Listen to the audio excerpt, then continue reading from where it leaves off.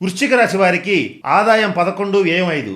వీళ్ళకి వచ్చేటువంటి ఆదాయం ఖర్చు కన్నా దాదాపుగా 6 పాళ్ళు ఎక్కువగా ఉంది. కనుక వచ్చిన ఆదాయం వచ్చినట్లుగా మీ ప్రతిభకి పదును పెట్టి మంచి రంగాల్లో పెట్టుబడులు పెట్టడం, తగిన చోట ఆ డబ్బుని నిల్వ చేయటం చేసి ఈ సంవత్సరం ఆర్థికంగా సంవత్సరాంతానికి చక్కగా డబ్బు మిగుల్చుకోగలుగుతారు. ఆర్థికంగా ఈ సంవత్సరం అత్యున్నతమైనటువంటి స్థితికి చేరుకోగలుగుతారు.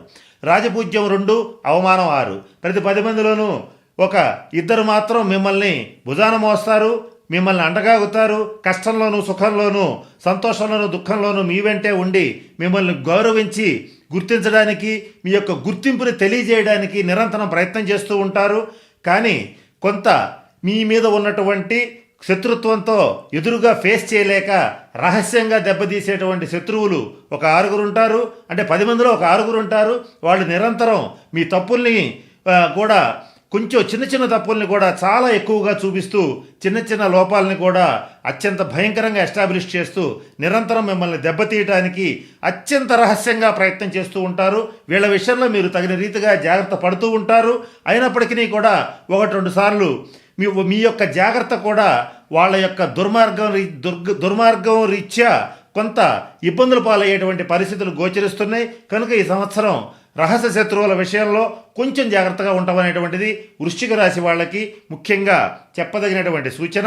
ఇకపోతే ఈ సంవత్సరం వృశ్చిక రాశి వారికి కొన్ని విషయాల్లో అత్యంత శుభప్రదంగా ఉంది. 2-3 విషయాలు మాత్రం చాలా జాగ్రత్తగా ఉండాలి. అవేంటో కూడా ఇప్పుడు మీకు నేను చెప్పడానికి ప్రయత్నం చేస్తాను.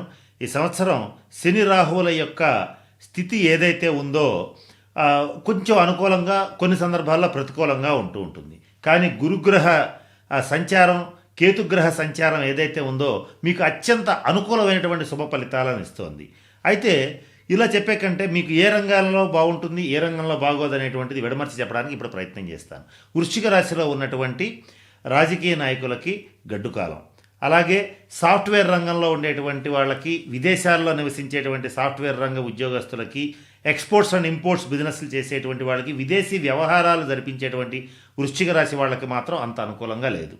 ఇక వృశ్చిక రాశి వాళ్ళకి మరి బాగున్న రంగాలు ఎవరంటే సినిమా రంగంలో ఉండేటువంటి వాళ్ళకి బాగుంది, మీడియా రంగంలో ఉండేటువంటి వాళ్ళకి బాగుంది, విద్యార్థులకి కొంచెం అటు ఇటుగా ఉంది. మరింత మేధస్సు డెవలప్ చేసుకోవడానికి దక్షిణామూర్తి స్తోత్రాన్ని పఠించడం చాలా మంచిది విద్యార్థుల విషయానికి వచ్చేటట్లయితే. ఇక వృశ్చిక రాశి స్త్రీలకి చాలా అద్భుతంగా ఉంది. కుటుంబంలో, సమాజంలో మంచి స్థితిగతుల్ని పొందగలుగుతారు. అయితే ఇక్కడ ఒక చిన్న సమస్య ఏంటి వస్తుందంటే, వృశ్చిక రాశి స్త్రీలకైనా పురుషులకైనా ఏ రంగంలో ఉన్నటువంటి వాళ్ళకైనా సప్త సముద్రాలని చాలా సునాయాసంగా ఎదగలుగుతారు. అనేక కష్టాలని, ఇబ్బందుల్ని, నష్టాలని ఎదుర్కొని జీవితంలో మంచి స్థితికి వెళుతున్నటువంటి సమయంలో ఏదో ఒక చిన్న సమస్య వచ్చి మిమ్మల్ని మళ్ళీ మొదటికి తీసుకురావడానికి ప్రయత్నం చేస్తూ ఉంటుంది. ఇది మాత్రం మిమ్మల్ని మానసికంగా చాలా ఆందోళనకి గురి చేసేటువంటి అంశంగా చెప్పవచ్చు. ఈ వృశ్చిక రాశి వాళ్ళలో ముఖ్యంగా ఒక 30-40% మందికి కొంచెం వాహన గండం అనేటువంటిది సూచించబడుతోంది. వాహన ప్రమాద సూచన కనుక ర్యాష్గా డ్రైవ్ చేయటం, అలాగే అనవసరమైనటువంటి ప్రయాణాలు చేయటం, కొంచెం రిస్క్లు చేయటం కొంచెం తగ్గించడం మంచిది. ఈ వృశ్చిక రాశిలో ఉన్నటువంటి 50 సంవత్సరాలు దాటినటువంటి స్త్రీలకైనా పురుషులకైనా కొంత అనారోగ్య సూచనలు ఏర్పడుతున్నాయి. వీళ్ళలో ఒక 30-40% మందికి మాత్రం కొంత సర్జరీ జరగచ్చు. ఆడవాళ్ళకైతే సిస్టులు ఏర్పడే అవకాశం ఉంటుంది, పీసీఓడి సమస్యలు వచ్చే అవకాశం ఉంటుంది. మగవాళ్ళకైతే వాహన ప్రమాద సూచన. అలాగే కొద్దిమందికి మాత్రం కొంచెం ఏదో దెబ్బలు తగలటం వల్ల కానీ, గాయాలు అవటం వల్ల కానీ, కుట్లు పట్టడం, ఈ సర్జరీస్ ఇటువంటివి జరిగే అవకాశం ఉంటుంది. కనుక ఇది కూడా ఎక్కువ మందికి కాదు, ఒక 30-40% మందికి మాత్రమే ఉంటుంది. అందరికీ ఉంటుందని భయపడాల్సిన అవసరం లేదు. అయితే ఎక్కువగా మాత్రం కొంచెం పెద్దవాళ్ళకు ఉండే అవకాశం ఉంది. యువకులకి ఇబ్బంది లేదు.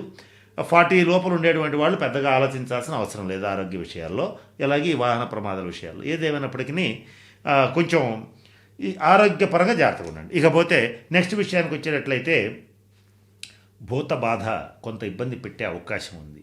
అంటే నెగిటివ్ ఎనర్జీస్ మిమ్మల్ని ఈ సంవత్సరం కొంచెం ఇబ్బంది పెడతాయి. మానసికంగా కూడా కొంత ఒక రకమైనటువంటి స్తబ్దత ఏర్పడుతుంది. అలాగే గృహంలో కానీ, మీ ఆఫీసు వాతావరణంలో కానీ కొంత నెగిటివ్ ఎనర్జీ కొంత కనపడే అవకాశం ఉంది. ఈ ఒక్క విషయంలో కొంచెం జాగ్రత్తగా ఉండండి. దానికి పరిహారంగా ఏంటో కూడా చెప్తాను.